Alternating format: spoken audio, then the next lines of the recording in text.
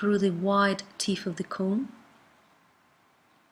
Place the hair on the position it will be worn. Step back a little bit and control the weight distribution. If you're happy with that, then you've chosen the right over direction. Then carry on. It's much easier to see the weight when you're working with the graduation, but when you're working with layering, it's much more difficult, so you have to learn to control it. You have to train your eye to see it. So make sure you're not making the hair too wet, otherwise it will be quite difficult to see the way the weight moving and the weight you distributed it. So make sure you're just combing the hair through, make sure your hair is not too wet, it's just slightly damp, but evenly damp. And then don't forget to step back a little bit and then control the weight. Definitely you will start seeing it. If you train in your eye, you will see it better and better each time. Just remember, when you're creating the shape, when you're creating your design, the weight distribution will be telling about the quality of your technique. Make sure you're distributing the weight evenly. Then your design will look perfect. I will repeat it again because it's very important. The weight distribution and the right proportions of your shape will show the quality of your work, will show the quality of your design. So make sure you always think about proportions, weight distribution and suitability. You stop when you reach the center of the shape. So when we finish the shape on the right side, we have to move onto the left side and we have to choose the action, the next action, what we're going to do. We have to plan it. It's up to your imagination which way you choose. In this case, I've chosen to create longer shape towards the front, so triangular shape, triangular geometry. I will distribute the weight just parallel to the jawline.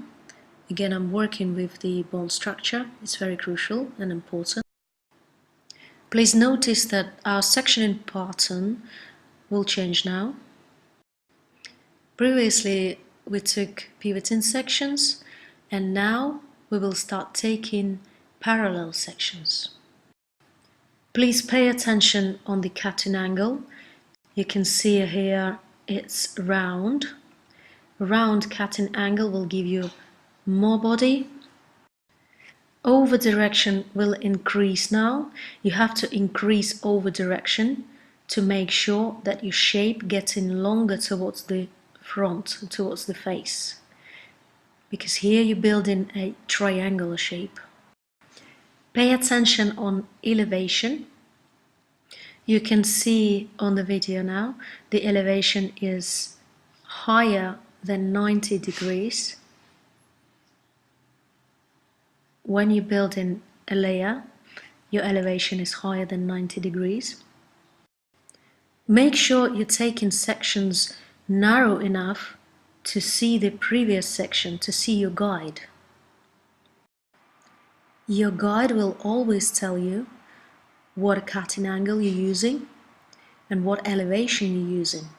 So if you will lose your guide, you will lose the shape, what you're going to create. It will change, it will not be accurate. Over direction is helping you to build the geometry. If you over direct in your sections slightly, then your shape will be less extreme. If you decided to build more extreme shape, for instance, more extreme triangular shape, your over direction will increase. So more over direction, more extreme shape you're creating. Very important thing to control as well is the consistency of your over direction. If your over direction will not be consistent, then the weight line will not be even. So make sure you're checking the amount of your over direction. Each time it has to be the same. Now please pay attention on one very important section I'm showing you on the video at this moment. So this section is like a docking of the shapes. This section separating hair growing on the back of the shape and hair growing on the side of the shape. And through this section we're combining the shapes, if we're working creatively. Okay, now we will be starting working with outline, and the shape of the outline have to mirror the shape of the internal weight line. Remember that you can achieve cleaner outline if you will control the hair with your comb or your fingers. As well, the geometry will be controlled much better that way. Importantly, that your weight line and outline geometry will be parallel to each other. If you will not achieve it, you will notice the dynamic on the outline will be wrong, and you won't be able to control the hair when you will start blow drying it. So now you know that internal movement, wrong internal movement within the shape, and a wrong external movement on the outline can be the result of lacking of that parallelism between weight line and outline. First of all, on wet hair, you have to try to achieve very clean geometry, and then after you blow dry the hair on its place, then you will start making your outline cleaner, better, and then you give a little bit more time to your outline. And again, when you're finished, take 2 steps back and control if the angle of the outline mirroring the angle of the jawline or cheekbone. Now when you're moving to build a geometry on the side of the shape, your main point to control will be the position of the client's head. Make sure that the jaw of your client is parallel to the floor. Make sure if you decided to go shorter on the side, so the length is shorter than the length on the back of the shape, you have to start from the section what separates hair growing on the back and hair growing on the side. That will be your starting point. Second, what you have to control is your sectioning pattern.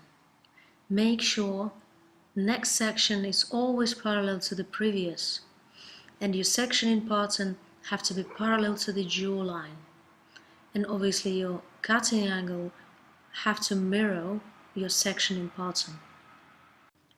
Remember, you're working with a line, so the elevation have to be minimum. Each section on its place with no over direction. Your body position right opposite the shape you're creating. And then you repeat it